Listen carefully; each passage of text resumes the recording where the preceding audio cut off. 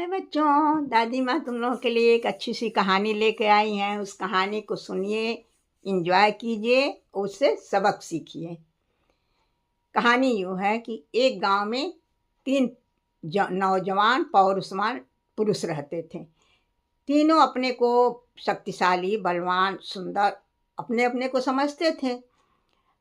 तीनों आपस में इस बात को लेकर हमेशा लड़ाई भी कर लेते थे कि मैं सबसे बलवान हूँ, मैं सबसे सामर्थ्यवान हूँ, मैं कोई भी काम कर सकता हूँ। आपस में इन लोगों में लड़ाई होती रहती थी। गांव वाले देखते थे। अब सोचे कि इन लोगों की क्यों न परीक्षा ली जाए। तीनों तीन तरह के थे। तो जब परीक्षा की बात आई तो सब कहे कि हाँ हाँ, हम परीक्षा में सफल होंगे, परीक्षा में हम अब अव्वल आएंगे। यही चर्चा आपस में करते थे। तो इसी गांव में एक ताड़ का पेड़ था। पेड़ लंबा था। तो परीक्षा में ये तय होगा कि ऐसा होगा, जो ताड़ के पेड़ पर चढ़ जाएगा वही साहसी और पौरुषवान कहलाएगा। तो अब पहले पुरुष की बारी आई। तो कहा गया कि भाई चलो, पहले तुम्हारी बारी है, चढ़ो पेड़ के ताड़ के ऊपर और दिखाओ अपनी पौरुष, कितना पौरुष है तुम्हारे पास।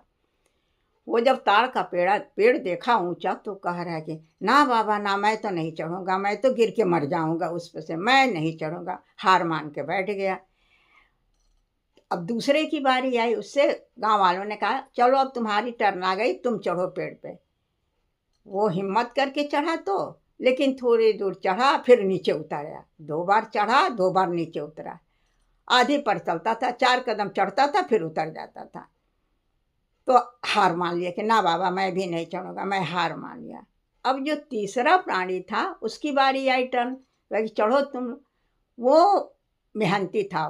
वो क्या के चढ़ रहा था, गिर रहा था, चढ़ते उतरते लगातार प्रयत्न किया, टॉप पे चढ़ गया।